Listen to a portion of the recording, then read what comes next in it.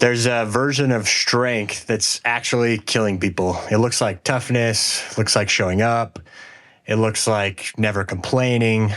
But for the men and women who run toward burning buildings, car crashes, cardiac arrests, that same toughness that makes them great at the job is the exact thing that makes it hard to ask for help. Today, we're sitting down with a firefighter captain with 26 years experience in emergency response. He's seen things most people can't imagine, and he's almost lost himself in the process. This is a conversation about what it actually looks like when the toughest guy in the room decides to take his mental health seriously. Welcome to the Mental Fitness Podcast in partnership with NUE, that's NUE, where we explore real tools and stories for building mental strength in the modern world. Dean, thank you so much for coming on the podcast. Well, thank you, gentlemen. I appreciate this opportunity, and I'm kind of excited to be here and be able to share my experience. Yeah, we appreciate it. As far as your experience, maybe to start off and zoom out for a second, walk us through your career. You're a firefighter captain. How did you get here? I got here through what a lot of people would consider a pretty traditional path. I started in the emergency medical services business as a basic life support EMT. I did that for a few years and decided to become a paramedic. And I went through paramedic school in 2003. So I've been a paramedic for about 23 years now. And as I was working as a paramedic for a private company, I did that on just a regular ground transport ambulance. And after a few years of that, I joined a flight program and became a flight paramedic. And I did that concurrently for about a year as a flight paramedic and a ground ambulance paramedic. And I finally got picked up by a large Southern California fire department. And I've been now in the fire service for 19 years. So a paramedic operating for 23 and a firefighter for 19 years. So through my progression in my career, I've managed to be what I hope is successful. And I had some great mentors along the way, some incredible men and women who are just the best in the industry, in my opinion. And they helped me mentor, teach, lead me. And now over the last couple of years, I've managed to take the good steps and be successful at promoting to my current position, which is fire captain. There's an image people have of firefighters. What does the job actually feel like from the inside with over 2 decades? Well, I still love it. Every day that I get to go to work, I guess you could say it's exciting, which is probably a pretty cliche answer to a lot of people. It's exciting because it's every day is unexpected. And so every call is unexpected. As a firefighter, we hope to go to fires, right? Like people want to run away from them, but we hope to go to them. And it's not that we hope. None of us, we like to tell each other, none of us are hoping that you have a bad day today. But what we're hoping for is that our training and our experience, our knowledge and our opportunity to demonstrate all of that shows up today in your emergency. So if you have the emergency, we want to be the one to show up. That desire to be there is usually what drives us each day as we press forward and learning our craft, honing our craft, becoming professional at it, and then helping the public, which is ultimately what we do. And from what I understand, Dean, at some point in your career, things got hard. And I don't mean the calls and fighting fires, but internally. Can you take us there of what you're willing to share there? Yeah. I in preparing, knowing I'm coming on to the podcast, I've had lots of, we'll say, opportunity to kind of reflect on what's happened. And there's several, I guess, key points in my career. Most of them were actually acknowledged that there was an issue that I may have had has occurred in the last 5 to 6 years. So it took me about 15 years to really mature emotionally, spiritually, mentally, to really recognize what was happening in my own life. In all honesty, it was too long. I waited too long to recognize that things were happening. But to give you insight as to like my first personal insight where my light bulb finally clicked. In 2019, I was putting Christmas stuff away in my rafters. I fell out of the rafters at home. I was not at work, and I broke my back. I landed on the ground and broke my back. And so I was off work for several months, 8 months. And I honestly didn't think, for the first few months, I didn't think that I would ever return to work, let alone a physical work. And I certainly didn't think I'd be back in the fire service. And through some really good opportunities in rehab, I was back on the floor by June after that. And so 6 months of real good, strong return was great. I'd never once felt like I was experiencing any problems. And then I get back on the floor, and I remember probably around August, so 8 months after the original accident, we're laying in bed. The tones of the fire station go off to alert us of a structure fire. I was at a fire station with 3 apparatus, and the first apparatus goes, and the second and third apparatus, I was on the third due, or if there was a third response in the area, then I would be going. But so the first due apparatus goes, and I'm thinking, my first thought in my head was, wow, I'm glad I'm not going to that today. I'm tired. And at that point, I had been in the fire service. I'd been a paramedic for well over a decade. I've been in the fire service for about 12 years. And I thought, the immediate next thought was, that's a really weird thought to have. I've always wanted to be the guy to go out on the fire, like right now.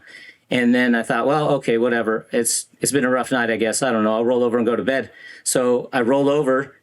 A minute later, the tones go off. It's a second alarm structure fire. And my first thought again, boy, I'm glad we're the third due, because I don't want to go to that. And I thought, man, how weird again. And so then the tones go off about a minute, 2 minutes later, and it's now my turn. It's a third alarm structure fire. So the very first thought is like, man, I don't want to be going to this. And so we got in the apparatus. We went. I had a great time. Did a lot of work on that fire. It was a very memorable fire. And I worked alongside a lot of the people I really, really trusted and admired. And I went home and I felt normal, what I thought was normal. But I remember talking to my wife about what thoughts went through my head. And she said, well, you've been acting very weird the last few weeks. You're pretty distant. You're disconnected. You're really short with us. And I think you can take this opportunity to see there's something wrong. And yeah, you probably do need to look deeper. Oh, wow. It almost like it all started to catch up to you all those years. Yeah. Yeah, it was all those years. And after I finally sought out some therapy, it became evident, like it was all the years, all the trauma. And then, there was the personal trauma of not knowing if I'd ever go back. But we're a white knuckle crowd, bear down, grit it, push harder, grind faster, and you're going to get through it. And I did, because that's what I'd always done. I got back into the fire station. I got fixed and things were great. And then all of a sudden, emotionally, I've fallen apart. And through being able to talk to somebody, a professional, they helped me understand. They're like, when you're trying to grit through something, you're in survival mode. You're not going to process it. So you mentioned you sought out therapy. Was that the first time in your life you'd been to therapy? Yeah, and when I finally got to it, to talking to a professional, is right around the time COVID hit. So I got 3 sessions in and they shut down. But my change in 3 sessions was a 180-degree flip. So I recognized at that time that even though we got shut down and I couldn't talk to the therapist anymore, we didn't move, I felt good enough to just stop. Looking back, I probably shouldn't have, but a few years later, one of my biggest mentors in the fire service was killed in a helicopter crash on a major wildland fire incident in our county.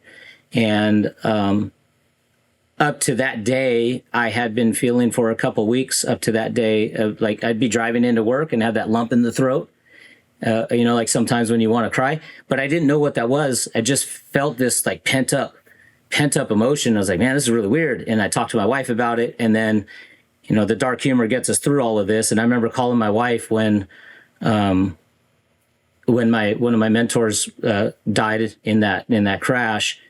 And I said, hey, he was killed, and it was Josh, and that hurt. And so my wife's ability to read me and know, what was going on, and she's like, well, you've been saying you wanted a reason to cry for a few weeks. Here's your reason. And it made me chuckle because she knew exactly who I was. And I chuckled because, it's a pretty dark way of saying things, but she knew what I needed to get it out. and she was right. And we grieved together as a department. We grieved together as a fire service because he was pretty influential, and we all kind of got through it. And in that time frame, I had sought out therapy again, and that's when I really kind of, you could say, bought off on the fact that there's a lot of benefit to this, because it was definitely needed. Dean, thank you first for sharing a personal story like that. But I also want to touch on you've in that, this journey, your mental health journey here, you've hit on two kind of key pillars of mental fitness. One is connection to self, right? Like, it all started with that self-awareness. You kind of were starting to notice these internal signals, right, surfacing. So that self-awareness in itself is the first step, right? If you never, if you continually suppress these emotions, nothing would have ever changed. And then two, connection to others, like that connection you have with your wife and able to co-regulate with her and kind of share that with her is awesome and really powerful. So, you mentioning connection to others, I think she was able to read me, like read the room and understanding what I was going through. But to add on to that, she was very encouraging. Like, if you're affected, so are your guys, right? And so in the fire service, we really consider, like, we call it the dinner table, but really it's just the meal table, at the fire station. We live at the fire station for days on end. And, our schedule personally, at a minimum, we're working 72 hours. Many departments are 48 hours, and some are a little, there's always variations to schedules, but one thing is consistent. We are at the fire station, 50% or more of our life. And so the table is where we share each other's time and opportunities to grow. And whether that be training or emotional resilience or whatever.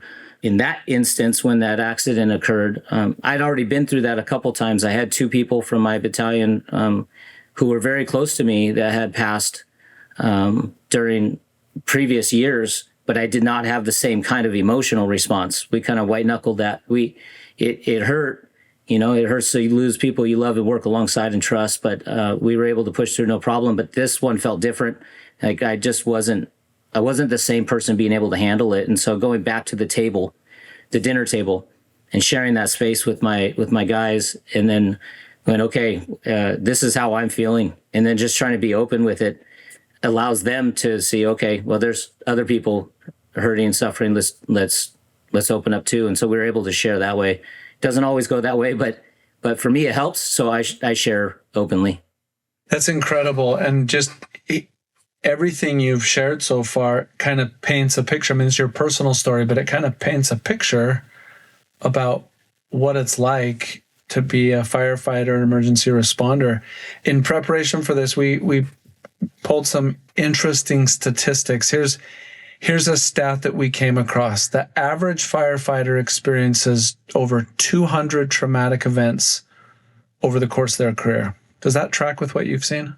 Yes and no, because I believe that would be nationwide. It's funny because I looked this up yesterday on my own. My son witnessed a very traumatic experience. He witnessed a guy get hit yesterday by a vehicle, and it was very, very bad. And I was at work, and my wife called, and I talked to him. And so through the course of talking to him and seeing what damage that was causing emotionally, the poor guy, he's 14 years old, and I looked it up, and statistically across the United States, it was like 3.3 events occur in somebody's life that are pretty traumatic. But the average firefighter, is 200 to 300, they say, and the average first responder is 600 to 700. And I would say that's more on track with a Southern California's fire service. Would be 600 to 700 would be our response. We are much busier compared to the rest of the nation. We're not the busiest in the nation per se, but if you look at any major metropolitan area, it's going to be the same. So if you go to Phoenix or Dallas or New York, Denver, you're going to get the same numbers from those. But those statistics you poll, about 200 per firefighter, would be a nationwide, and most of the nation's rural. So if you go to our department in the populous areas of Riverside County, San Bernardino County, LA County, San Diego, and Orange County, this whole Southern California region, we are just booming with calls. So I would say we're a little higher down here. Yeah, that makes sense. There's nuance on that stat due to population and such. Another interesting stat, and this comes from the National Institute of Mental Health. First responders experience PTSD at rates 2 to 3 times the general population. Yeah, it's not shocking. I'd believe that. Yeah, And, I figured that tracks. Yeah, I wouldn't be surprised if that was much higher. But you got to figure that's got to be reported stats too. I know plenty of guys who won't go talk or even be willing to admit it. So there's that. What's the unreported number? Yeah, we also found, this just gets a little more serious, but we found multiple studies that confirm this. But firefighters are roughly 40% more likely to die by suicide than in the line of duty. That wouldn't be shocking to me. It's not my experience. I personally have not known someone in the fire service to commit suicide. Although there are people in my department who have committed suicide, I just didn't know who they were. All right. And I would say I've had a pretty unique experience in my own career. We had 2 individuals die within 6 weeks of each other, of 2 different kinds of them. One cancer, one was an unknown medical. Both were young 40s and young 30s. And I would say that that number probably tracks, although not my personal experience. I definitely know of plenty of suicide tracks in the fire service as a whole. And it's shocking because you think that this is what we do for a living. We're here to help other people. And then, it's a sign that we're just not helping ourselves. This last stat, it's more generally speaking, but it's the crowd you're talking about that typically just white knuckles everything, right? So it says men in blue collar type professions are among the least likely demographic to seek mental health support. You've already kind of talked about this a little bit, but does that resonate? Do you see that generally just outside of the firefighting world as well in other industries? Yeah, actually, before I touch on that, that's a good point. And but to go back to the suicide thing, I just thought of like this whole week I was talking to a couple guys about my experience coming up here on the podcast, and 2 of them opened up that they actually reached a point at which they contemplated suicide. So even though we haven't committed it, that's just 2 individuals I came in contact in this week, and so. It is not shocking or surprising because I do know a number of individuals who actually had plans and they just never went through with it for whatever reason. Thank goodness, because they're amazing men. All of them are amazing individuals. So if you think about it, like, you guys are in a really great space here. You guys are in the mental health space, mental fitness space, right? You guys are to help people. So I don't want to sound like there's a difference, but there's a space of helping people and there's a space of, like, you could say, fixing people. And blue collar jobs are all about showing up to a problem and fixing it. So my father-in-law is an appliance repairman, right? Somebody calls when they have a problem. He shows up, he fixes the machine, he goes home, does his business. And his whole business is built on that track. Well, firemen, cops, paramedics, EMTs, nurses, doctors, we're all the same. Somebody comes in with a broken problem. There's a broken machine, and then you call us, or there's a major catastrophe incident, and we show up in the middle of this, whatever incident it is. It could be a small family chaos, and it could be a large-scale disaster. It doesn't matter. What we do show up to is chaos, and our job is to make order of it, solve a problem so it can get through, so everybody involved can get through with the least amount of damage possible, then pick ourselves back up, go back to the station, go available, and do it again. And we're fixers. So white knuckle is part of the fixer. We just feel like our job is to fix. And so we just identify problems and fix them. We're not trained to flip that script and look internally right at ourselves. Yeah, by nature, you're there to help others. And in your firefighter training, emergency response training, you're probably not hearing a lot about fixing yourself. Right.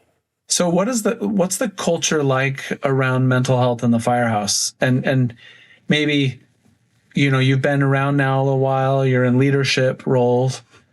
What does it look like when someone is struggling? When someone is struggling, I think what we should realize is that they're acting different. So culturally, as a fire service, I don't think we're very good at maybe confronting each other when we're struggling, let's say. we don't have problems calling each other out a lot of times. Like if we screw up on an incident and we need to fix it, we put the hose in the wrong direction, you're applying the water to the wrong place, you're cutting on the car the wrong way. Like we're all about correcting the problem. But when it's not something so clear, the black and white, we have a lot of trouble calling out what's wrong, because then we don't know how to fix it. So then we don't want to call it out.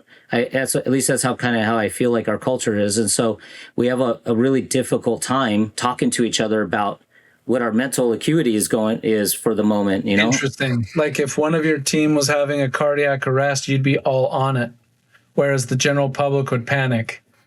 But when you see something in the realm of maybe mental health, you're just like, I don't know what to do there. I'm just going to keep quiet. And I think that leads to what we would see is, and what I've witnessed is guys will become recluse, or you'll hear that they're drinking a lot more off duty. So they literally, and usually it starts with stories of like they go home and they're having a couple more beers than normal, which seems not abnormal in the fire service. They go home and have their beers or whatever they do.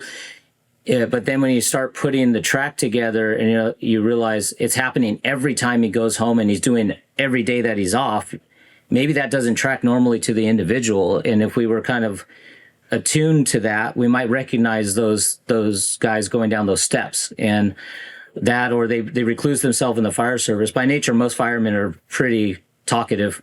We don't have a problem communicating with others. And you'll see it in the older firefighters. A lot of them kind of retreat before the last couple of years are done. And I think that's a lot of that has to do with the mental fitness is not there anymore. They just tracking till the end of their career. They're just trying to survive and get done and clock out, because it's taken its toll and they're ready to be done.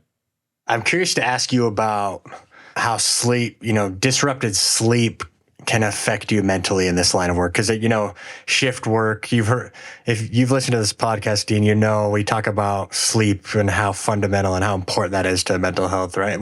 I imagine that could be a little more challenging in your line of work with shift work and working through the night at times. How has disrupted sleep affected you, or seen those affect you mentally around you on your team? It affects every single one of us. And obviously it's different. My first 12 years in the fire service, I would say even while my time on the ambulance, like I worked in really busy places. So, going my first 16 to 18 years, I was extremely busy. So I worked in places where getting up between midnight and 6 a.m., a minimum of 3 times a night, was a normal night. So your sleep, there is no sleep pattern. It's a nap pattern, right? Like we sit down, your head goes to the side and your eyes close and you're out for who knows how long until the tones go off again. And when you come home, you're that same zombie. You just, a lot of guys just learn to chug their coffee, their caffeine, their monsters, their grind, and they come home and they do the same thing. They chug their caffeine to push through because they got kids, they got responsibilities, they have things to do when they take care of the fire station, they take care of the stuff at the fire station, they come home and they got to take care of the home too and contribute to their family, because again, we have to contribute because that's what we feel. And so you come home and you just grind through day after day after day, and that does take its toll. It'll drive the family away. Our fuses during that time frame, my fuse was super short, and I thought it was just normal. And it wasn't until the last 5 years I realized that a lot of it was fixed when I moved to a fire station that was slower, where I slept. I sleep through the night 70% of my nights now. Most of our calls are during the day because of the community I serve. It's pretty rural. So our calls are pretty critical. I'd say my criticality number is up, meaning I go to calls where 80% of my calls are critical, but I run 70% less than I used to. And that's I can handle the critical calls better now than I used to because I'm sleeping more. And then I come home and I'm not treating my kids worse, and I'm not treating my wife worse. And they noticed a difference within several months of me being in the community where I'm at serving now. They noticed a difference. Absolutely. And I didn't notice because it was just me working. And, my wife one day asked me if I would ever plan on leaving that station. And I said, well, yeah, I want to go back to my, that busy house. I love it down there. It's one of the best places I've ever been, the best people I've ever been around. And I asked her why. And she said, well, because I can see the different man you are now, and I don't like the old man. She likes And- the current Dean. Yeah, and I was like, ouch. Dean. Yeah, yeah. So I notice sleeping. If you sleep on a normal basis, or if you have a normal sleep pattern, yeah, your ability to handle stressors goes up, and that disruption pattern, when it becomes normal, you're running off that high cortisol level, epi dumps all the time, or adrenaline dumps all the time. You just don't get a chance to relax. You go home, and that side of the brain never shuts off. And so it still functions on high alert the whole time when you're at home. And so that creates a very stiff environment, or can create. Some guys are pretty good at getting through it, but not all. And that's why our divorce rates are pretty high in the fire service. Wow. Yeah, you've touched on a lot here in terms of just the hidden cost and impact on emergency responders. I think it's worth saying that this goes beyond the firehouse. There's a lot of men and women, but particularly men in demanding jobs like construction or law enforcement, trucking, military, and they're dealing with similar versions of this same thing. I just wanted to sort of call that out. At some point, you started doing things differently as a leader of your squad as it relates to mental health. What changed? I don't know that anything changed. I think it's more like evolved. I had some incredible captains and chiefs even when I was a firefighter, and they taught us how to get through.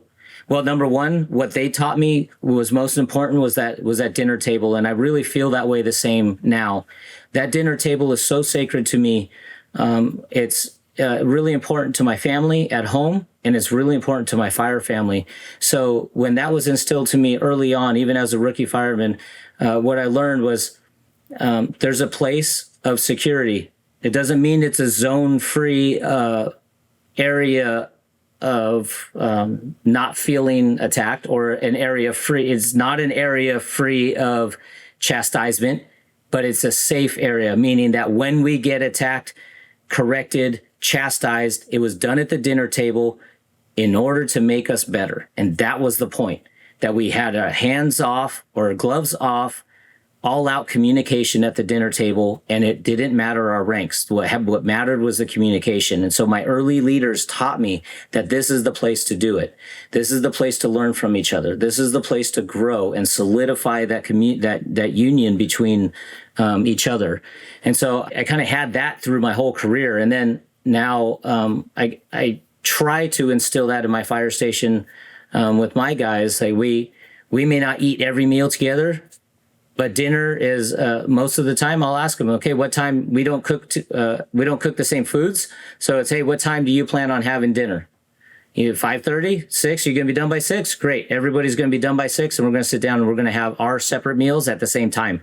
We're not gonna eat separately, even if we're eating a different plate. And then you go to other fire stations, and it's everybody pitches in, one crew goes shopping, and everybody eats the same meal at the same time. But the point is that we sit down together. We break bread together, and we share whatever the thoughts are. It could be family, could be work related, it could be personal. It doesn't matter. The point is that we sit down and we share, and we're open about it. So that openness allows the crew to feel like they can grow together in every aspect, which is really what we need. That's really cool.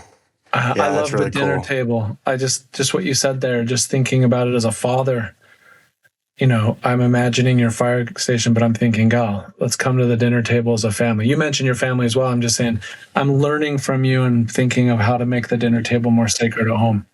Yeah, that's cool. It's just a good grounding place for the team, each day, right?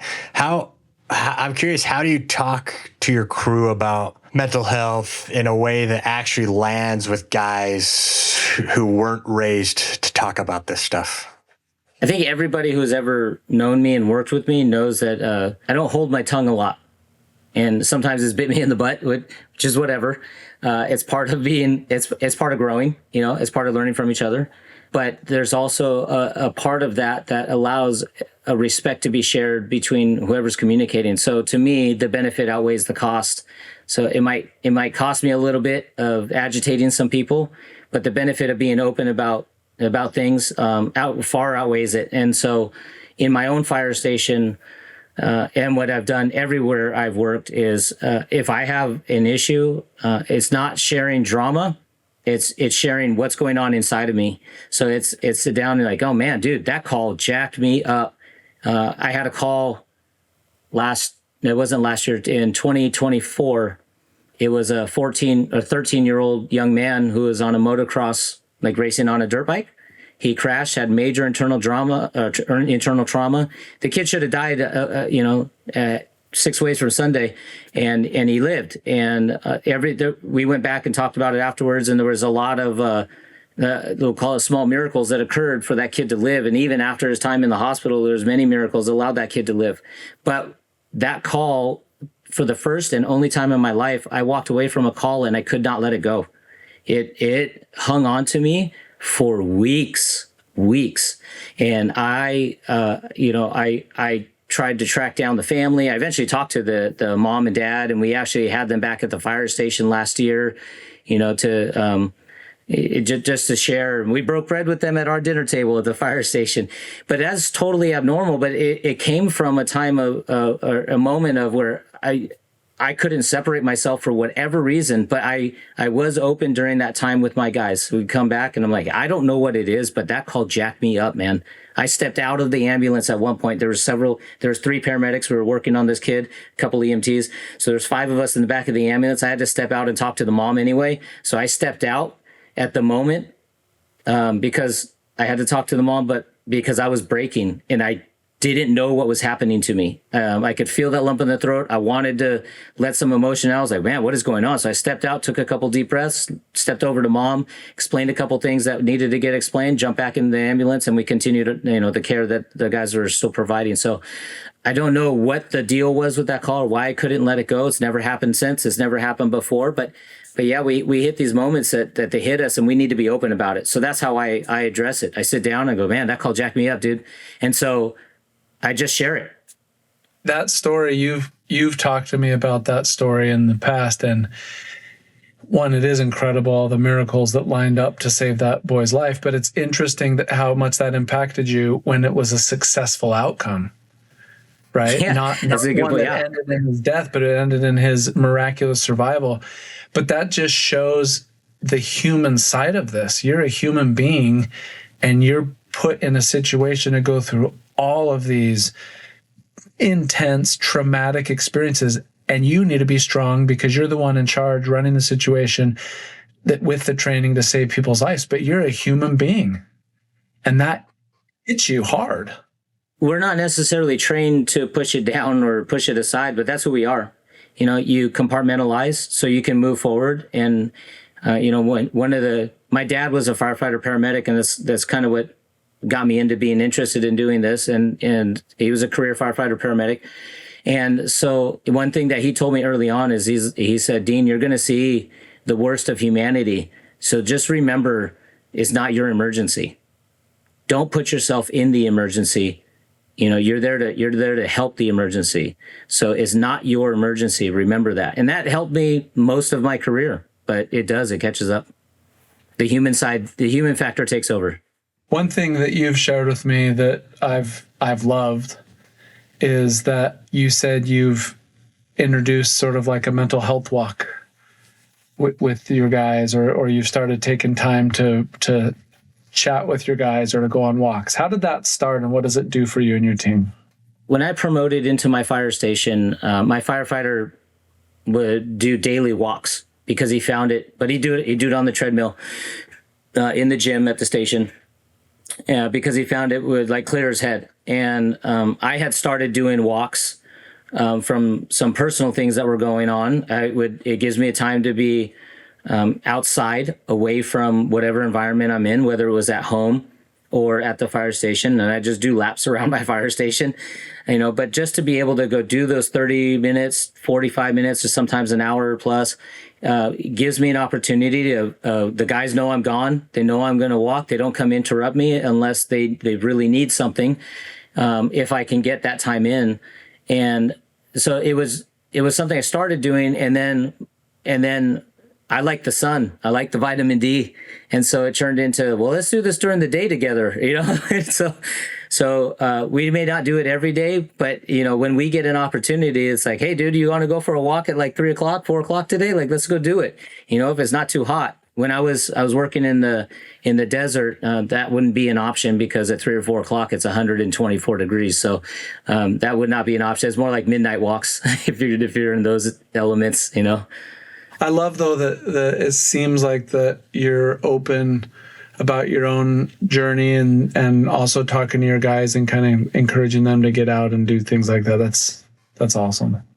Yeah, that vulnerability is really key. That's really powerful.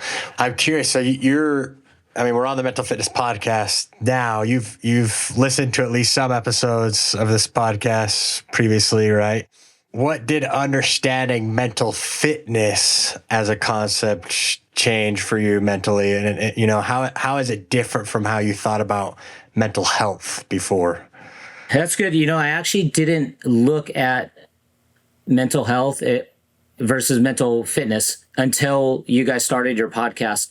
And I don't remember if it was Dave or Luke, but one of you, and you guys have both touched on it over several of your podcasts, that your point of the Mental Fitness Podcast is to focus on the mental health aspect in regards or in terms of an actual like fitness model of how to maintain health through proper exercise of your mental fitness, right? I guess for lack of better terms, on my own way of paraphrasing what you guys say. And so that flipped the script for me, because I have in the last several months changed my view of like, I don't have to treat my mental health, which is, as a firefighter, paramedic, like we treat people. So we look at something as like, you're broken, you have a problem, I have an algorithm, I'm going to make those steps and I'm going to fix it. And then now, having watched and listened to your podcast, my script isn't like there's a broken part of me. No. There is me. And then there's a part of me that I need to keep healthy, just like my muscles. So where I work out every day at the station, whether it be go on a run, lift weights, or do high intensity interval training, it's a part of my lifestyle at the station. And so is certain mental exercises like going on a walk. And sometimes the walk is included in, it could be me talking to the new app. It could be me talking to my mom or my dad or my siblings or a friend I haven't talked to in a while.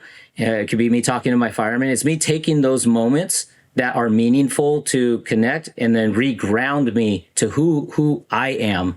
And that is, that makes me mentally fit and mentally resilient for all the things that are going to happen in my life, because nobody walks away scot-free. That's a wonderful definition. Yeah, you phrased that better than I think Luke or I have. Yes. You said that perfectly. Wonderful definition, yeah. All right, this show is all about mental fitness, and here's something most of us don't admit.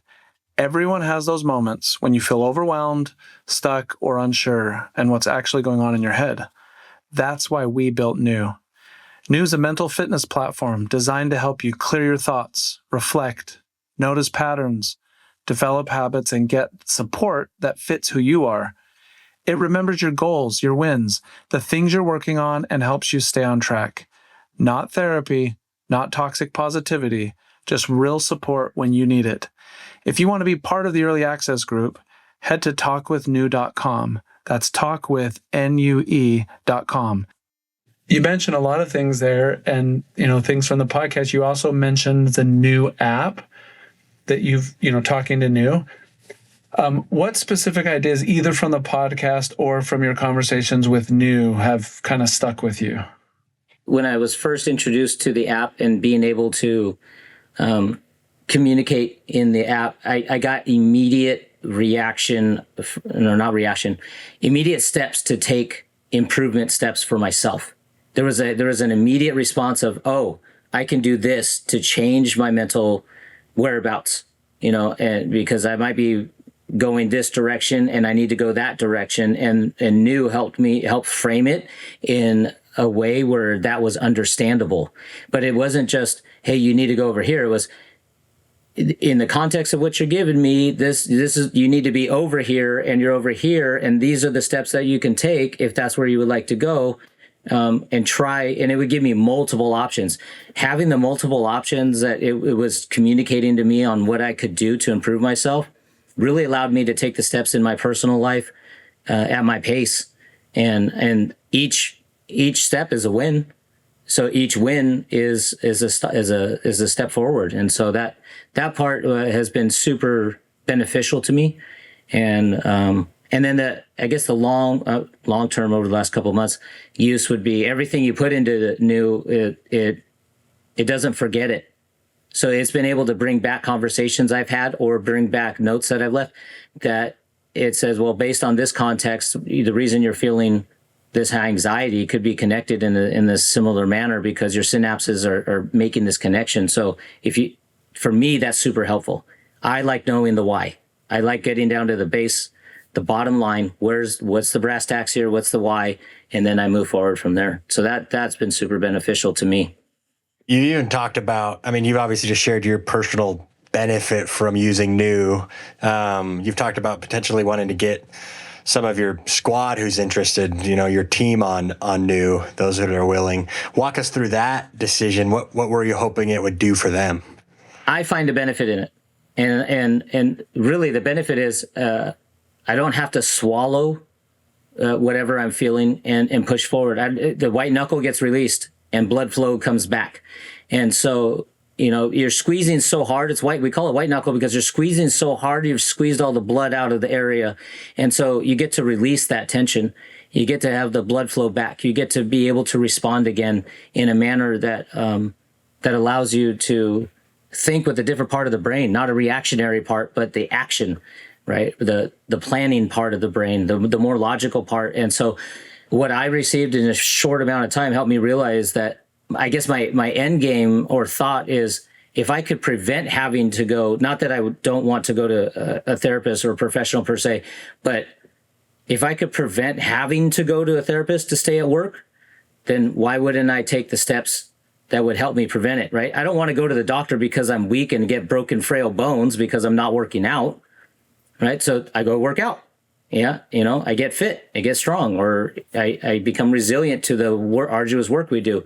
But the same thing happens with mental fitness. Like, I don't say that I'm not going to go back to a therapist. I always tell the guys I'm always open to it because I know it may have to come one day. You never know what's going to hit you.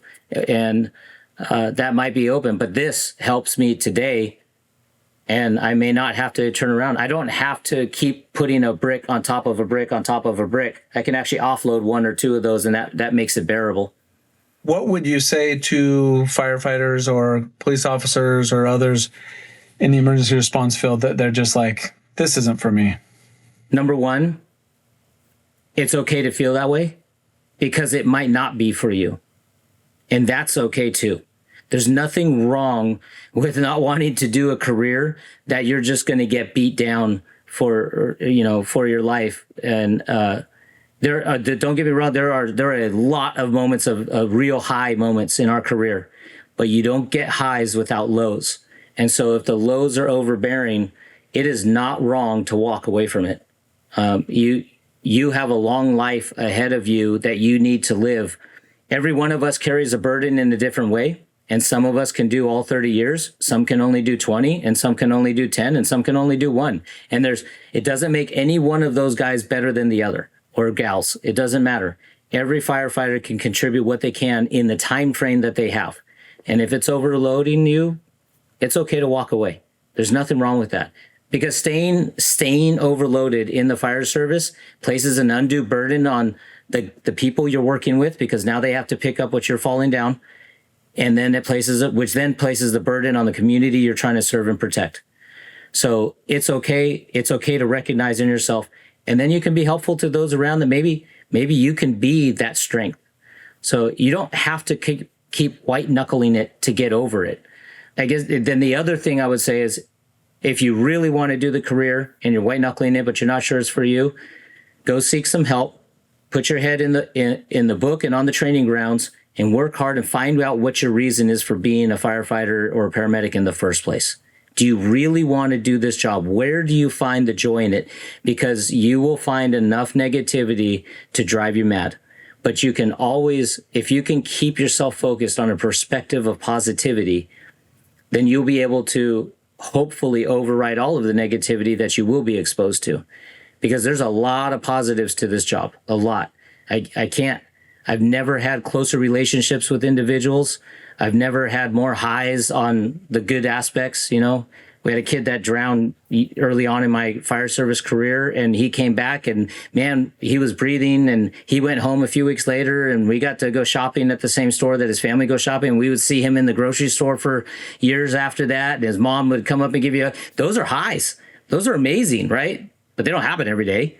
But if you can keep that perspective, like, you know what? That one call was worth all 100 bad calls. It's okay. And that's what I would say. What I'm hearing here and what I love about this is, one, I'm super grateful to you and all of the emergency responders, because this job takes a tremendous emotional toll on your individual lives, and you do it. And second, just on a personal note, knowing you as a friend, I'm impressed, because when I see you off the job, you're one of the happiest, most positive people I've ever met. And yet I know inside you're often carrying a heavy load. And so I'm just grateful. I'm grateful to you and people like you who do this work day in and day out to keep our society safe.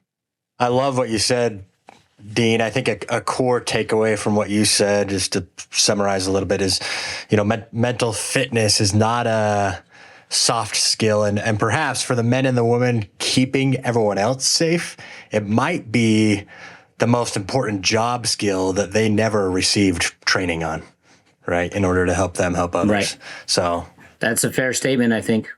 Yeah, this was awesome. Appreciate you coming on, being very real and authentic and sharing these incredible experiences. I'm grateful. I think your guys are blessed to have you, and that you can kind of help open things up and be open and talk about it. So thanks. If today's episode hit home with you, share it with someone who needs to hear it. And if you want to explore what mental fitness actually looks like in practice, check out the new app. There'll be a link in the description.